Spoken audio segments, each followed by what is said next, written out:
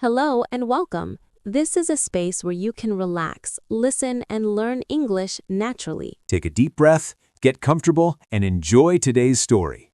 Do you ever start learning English full of motivation and then stop after a few days? You are not lazy. The problem is not motivation. The problem is habits, and today we are going to talk about how habits really work in English learning. Hello, welcome back to Learn Anna, Learn English Today. Hi, everyone. We're so happy you're here. I'm Sam. And I'm Anna. On this channel, we help you practice real, everyday English. Today, we are talking about a topic that is crucial for long-term success: habits. That's right. Many people focus on goals, but habits are what actually determine your results.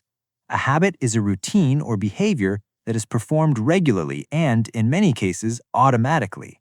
Exactly. Think about brushing your teeth. You don't decide to do it, you just do it. That's a strong habit. We want to apply that same automaticity to learning English. So, how do we define a good habit versus a bad habit? A good habit is a routine that moves you closer to your long-term goals. A bad habit is one that pulls you away from them. For English, a good habit is listening to a podcast every morning. A bad habit is scrolling social media instead of studying. It is all about the direction you are moving, and the key word here is consistency. A small, consistent habit is always better than a huge, inconsistent effort. Absolutely. We will explore the science behind this and how to build those powerful English habits. Let's talk more about examples. What is another common good habit for an English learner? A great one is shadowing. This means repeating what you hear immediately after the speaker. It trains your mouth muscles and improves pronunciation. And a bad habit?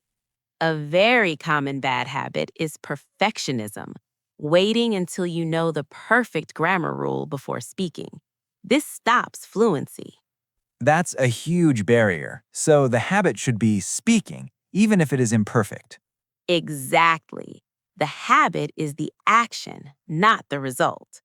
Another good habit is journaling, writing one sentence in English every day. And a bad habit is translating everything in your head. This slows down your thinking process. We need to replace that bad habit with a good one: thinking in English, even if it is just simple words. So the focus is on small, repeatable actions that move us forward. Precisely. The power is in the repetition, not the size of the action. The science of habits is fascinating. The most famous model is the habit loop, often described as a four-step process: cue, craving, response, and reward. Let's break that down. The cue is the trigger that starts the behavior. For example, seeing your English textbook on the table. The craving is the motivational force behind every habit. It is the desire to change your internal state. You don't crave the textbook, you crave the feeling of being a fluent speaker. The response is the actual habit you perform. This could be opening the textbook and reading one page, or listening to one English song. And the reward is the end goal. It is the satisfaction you get from the action. For English, the reward is the feeling of accomplishment or understanding a new phrase. To build a good habit, you need to make the cue obvious, the craving attractive, the response easy, and the reward satisfying. This is the core of habit formation. We can use this loop to analyze our current English learning habits. Let's take the example of shadowing. The cue is putting on your headphones. The craving is the desire to sound like a native speaker. The response is repeating the words. And the reward is the feeling of your pronunciation improving.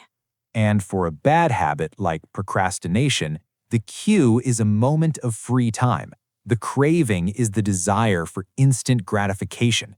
The response is opening social media, and the reward is the temporary distraction. The key to changing a bad habit is to interrupt the loop. When the cue appears, you must change the response. So when you feel the urge to procrastinate, you should immediately switch to your atomic English habit. Exactly. You are replacing a negative loop with a positive one. It is a battle of the loops. And remember, the reward must be immediate for the habit to stick.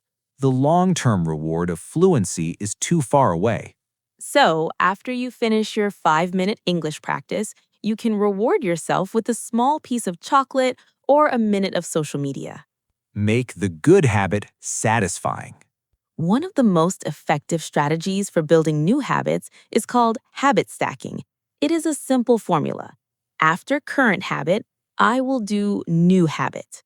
This works because you are linking a new behavior to an old, established one. The old habit acts as the cue for the new habit. For English, this is incredibly powerful. Instead of saying, I will study English today, you say, after I finish my morning coffee, I will listen to a 5-minute English podcast. Or, after I brush my teeth, I will practice one English sentence out loud. The existing habit of brushing your teeth makes the new habit of speaking English much easier to start. The key is to be very specific. The habit must be small and immediately follow the existing habit. It is about the timing and the sequence. Let's give a few more examples of habit stacking for English. After I turn on my computer, I will change my browser's language to English. This is a great way to increase exposure. After I get a notification on my phone, I will translate the notification into English before opening the app. This turns a distraction into a practice moment. After I finish a chapter of my book, I will summarize the chapter in English in my head. This forces you to think in English. The beauty of habit stacking is that you don't need to find new time in your day. You are using the time you already have. It is the most practical way to integrate English into your busy life. And remember, the cue must be a clear action, not a vague time. After 7 p.m. is vague. After I finish dinner is clear. Specificity is the secret ingredient. This method removes the need for motivation. You don't need to feel motivated to start, you just need to follow the sequence. The concept of atomic habits, popularized by James Clear, emphasizes making the habit so small that it is impossible to say no. An atomic habit is a tiny change, a marginal gain. For English, this means making the response incredibly easy. If your goal is to read an English book, the atomic habit is read one sentence of the English book. Not a chapter, just one sentence. If your goal is to write in English, the atomic habit is write one word in my English journal. The purpose of the atomic habit is not to achieve the goal immediately, but to establish the identity of being an English speaker. You are voting for the person you want to become every time you perform the habit. Once the habit is established, you can scale it up. One sentence becomes one paragraph, which becomes one page. But the foundation is the tiny, easy habit. Let's give more examples of atomic habits for English. If your goal is to watch English movies, the atomic habit is watch the first 5 minutes of an English movie with subtitles. If your goal is to learn new vocabulary, the atomic habit is review one flashcard. Not 20, just one. The goal is to show up. The action is so small that you can't say you don't have time. And remember the 2-minute rule. Any new habit should take less than 2 minutes to do. If it takes more than 2 minutes, you are making it too complicated for the initial stage. This is the secret to building momentum. The first 2 minutes are the most important. Once you start, it is much easier to continue. The goal is to make the habit easy and attractive. We also need to talk about breaking bad habits. The strategy is the opposite of building good habits. Make the cue invisible, the craving unattractive, the response difficult, and the reward unsatisfying. Let's apply this to a common bad habit for English learners: scrolling social media instead of studying. To make the cue invisible, you can put your phone in another room while you are studying. Out of sight, out of mind. To make the response difficult, you can log out of all your social media accounts.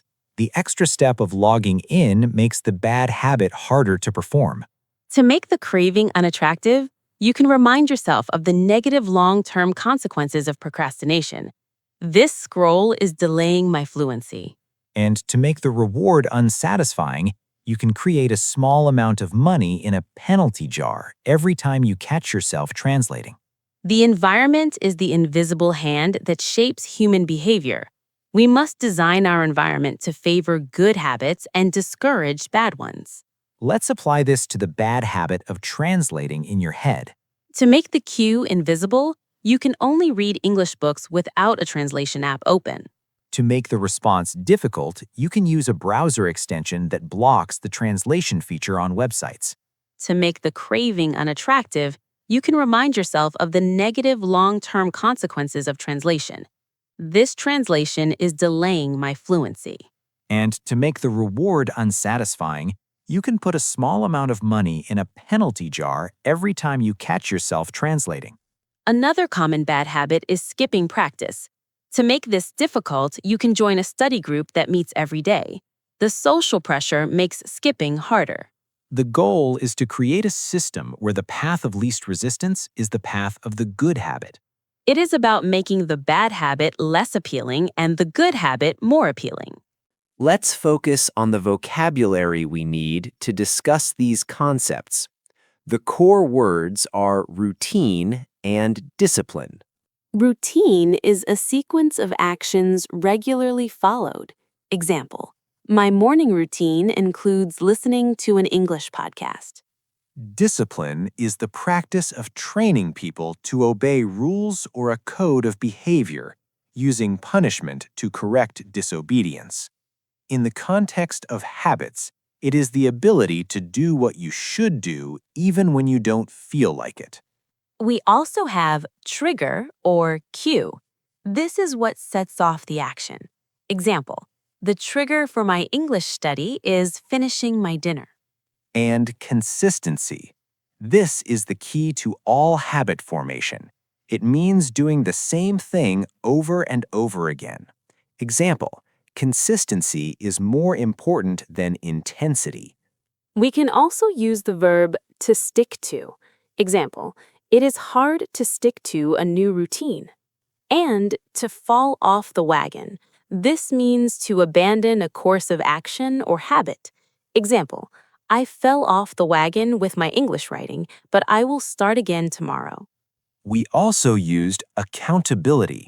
This is the obligation to accept responsibility for your actions. Example, my study partner holds me accountable. And persistence.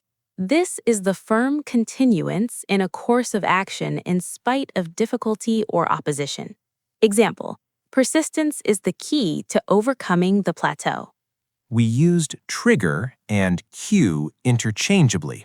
They both mean the stimulus that initiates the habit. Example, the sound of the alarm is my trigger to start my English practice. And temptation. This is the desire to do something, especially something wrong or unwise. Example, social media is a huge temptation. We can also use the phrase to get back on track. This means to return to a normal or desired course of action. Example, I missed a day, but I will get back on track tomorrow. Mastering this vocabulary will help you discuss your self-improvement journey in English.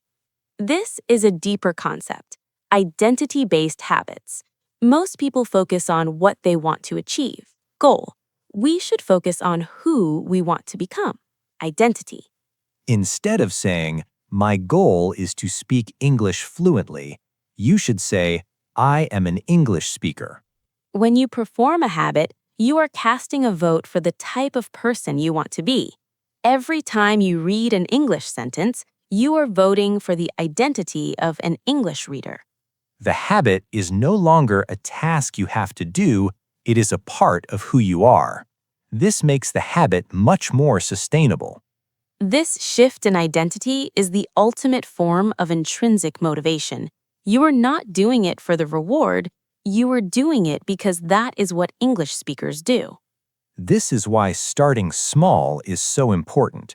Even a tiny habit is a vote for your new identity. Let's make this practical for English. When you say, I am an English speaker, you are more likely to choose English media over your native language media.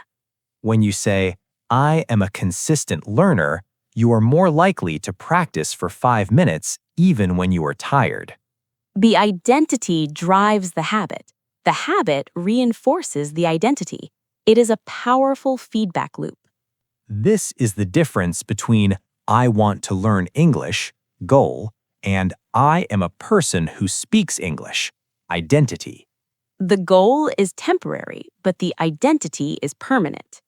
And remember, every small action you take is a vote for the person you want to become. So make sure your daily habits are voting for the identity of a fluent English speaker.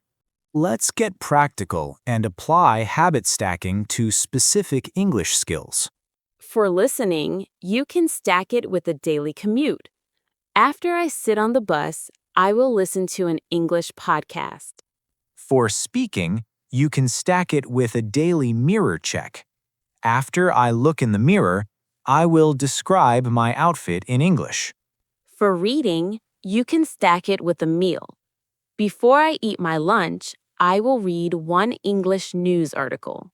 For writing, you can stack it with checking your phone. After I check my phone for the first time, I will write one English sentence in my journal. The possibilities are endless. The key is to choose a habit that is already automatic and link the new English habit to it. Let's add a few more examples. For vocabulary, you can stack it with your morning coffee. After I take the first sip of my coffee, I will review one new English word. For pronunciation, you can stack it with your commute. While I am waiting for the bus, I will practice saying 3 English tongue twisters. For grammar, you can stack it with your email routine. Before I send my first work email, I will write one English sentence using the past perfect tense. The goal is to make the practice so integrated into your life that it feels strange to skip it. It is about making English practice a natural part of your daily flow. Another crucial element is accountability and tracking. What gets measured gets managed. Tracking your habits provides immediate visual proof of your progress. This is a powerful form of reward. You can use a simple calendar and put an X on every day you perform the habit. The goal is to not break the chain. You can use accountability means having someone else check on your progress.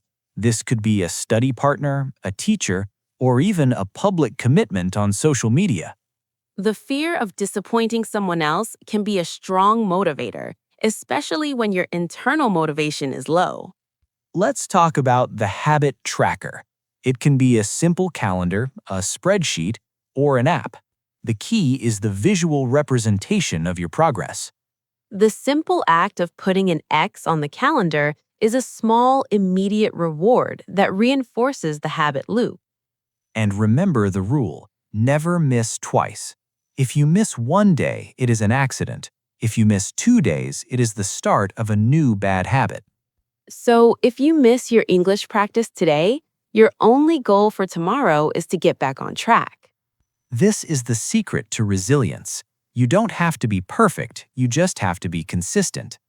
And for accountability, you can use the question of the day in our comments section to publicly commit to your new habit. That's a great idea. Public commitment increases the chance of success. We can also use a habit contract, where you write down your commitment and the penalty for not performing the habit. This makes the consequences of inaction immediate. Every learner faces the plateau. where progress seems to stop. This is often called the valley of disappointment. This happens because the results of your habits are often delayed. You perform the habit every day, but you don't see immediate improvement in your fluency. This is the moment where most people quit.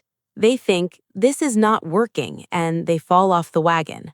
The key is to trust the process. Your habits are creating a compound effect. Small, daily improvements accumulate into massive results over time. We must learn to fall in love with the process, not the product. The reward is the act of performing the habit itself, not the final goal of fluency. This requires patience and persistence. The difference between a successful English speaker and a struggling one is often just a few months of consistent, boring practice. Let's explain the compound effect more clearly. Imagine you improve by just 1% every day. After 1 year, you will be 37 times better than when you started. But if you get 1% worse every day, you will decline almost to zero. The difference is massive. The compound effect is working for you or against you every single day. The key is to focus on the system of daily habits, not the single result. The results will come, but they will be delayed. You must trust the process. The valley of disappointment is just a test of your commitment to the system. Keep showing up, keep practicing, and the results will eventually explode. Now, let's review some of the key phrases and vocabulary we use to talk about habits. We used habit loop, cue, craving, response, reward. This is the science behind the behavior. Example, I am trying to change the response in my habit loop. We used habit stacking. This is linking a new habit to an old one. Example, I use habit stacking to remember to practice my English. We used atomic habit. This is a tiny, easy habit. Example, my atomic habit is reading 1 English sentence. We used consistency. This is the most important factor. Example, consistency is the key to fluency. We used discipline. This is the ability to do what you should do. Example, I need more discipline to stick to my routine. We used accountability. This is having someone check on your progress. Example, my study partner provides accountability. We used the verb to stick to. Example, it is hard to stick to a new routine. And to fall off the wagon. Example, I fell off the wagon, but I will start again. We should also review compound effect. This is the idea that small, consistent actions lead to massive results over time. Example, the compound effect of my daily 5-minute practice is huge. And identity-based habits. This is focusing on who you want to become. Example, I am building identity-based habits to become a fluent speaker. We used shadowing. This is repeating what you hear immediately after the speaker. Example, shadowing helps my pronunciation. And journaling. This is writing in a journal. Example, my English journaling habit is very strong. We also used procrastination. This is the action of delaying or postponing something. Example, I need to overcome my procrastination. And commitment device. This is a decision you make in the present to control your actions in the future. Example, joining a study group is a commitment device. Mastering this vocabulary will help you discuss your personal development journey in English with confidence. Let's quickly review the 4 laws of behavior change from the habit loop. Law 1. Make it obvious. This is about the cue. Example, put your English book on your pillow. Law 2. Make it attractive. This is about the craving. Example, only listen to your favorite music after you finish your English practice. Law 3. Make it easy. This is about the response. Example, only practice for 2 minutes. Law 4. Make it satisfying. This is about the reward. Example, track your habit and celebrate the X on the calendar. These 4 laws are your blueprint for building any good habit, especially English fluency. Remember these laws and you will be unstoppable. Now it is your turn to speak. We have our favorite part of the show, the question of the day. Today's question is, What is one small atomic habit you will start today to improve your English fluency? And what is the existing habit you will stack it with? Tell us all the details. Yes, please tell us your answer in the comments below. We love reading your comments and cheering for you. We try to reply to every comment and answer your questions.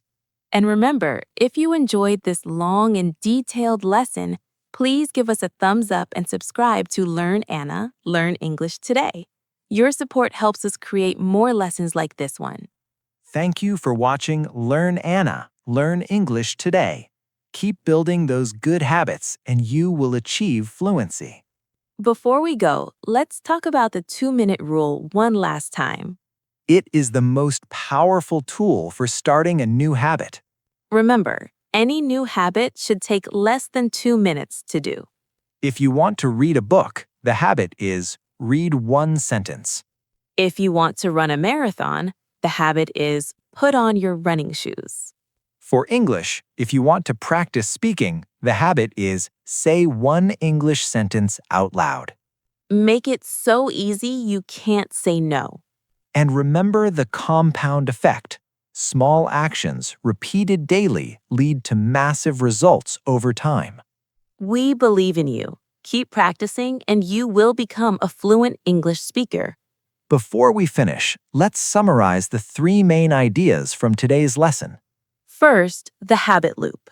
Make the cue obvious, the craving attractive, the response easy, and the reward satisfying.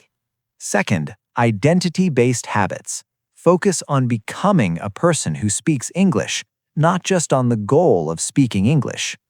Third, the compound effect.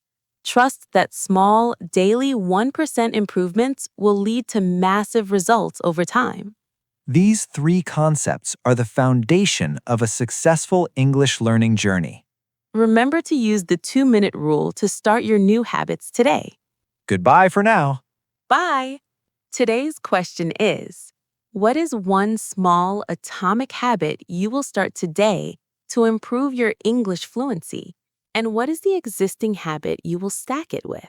Tell us all the details. Yes, please tell us your answer in the comments below. We love reading your comments and cheering for you. We try to reply to every comment and answer your questions. And remember, if you enjoyed this long and detailed lesson, please give us a thumbs up and subscribe to Learn Anna, Learn English Today. Your support helps us create more lessons like this one. Thank you for watching Learn Anna, Learn English Today. Keep building those good habits and you will achieve fluency. Before we go, let's talk about the 2-minute rule one last time. It is the most powerful tool for starting a new habit. Remember, any new habit should take less than 2 minutes to do. If you want to read a book, the habit is read one sentence. If you want to run a marathon, the habit is put on your running shoes. For English, if you want to practice speaking, the habit is say one English sentence out loud. Make it so easy you can't say no. And remember the compound effect. Small actions repeated daily lead to massive results over time. We believe in you. Keep practicing and you will become a fluent English speaker. Before we finish, let's summarize the 3 main ideas from today's lesson. First, the habit loop. Make the cue obvious, the craving attractive, the response easy, and the reward satisfying. Second, identity-based habits. Focus on becoming a person who speaks English, not just on the goal of speaking English. Third, the compound effect. Trust that small, daily 1% improvements will lead to massive results over time. These 3 concepts are the foundation of a successful English learning journey. Remember to use the 2-minute rule to start your new habits today. Goodbye for now. Bye!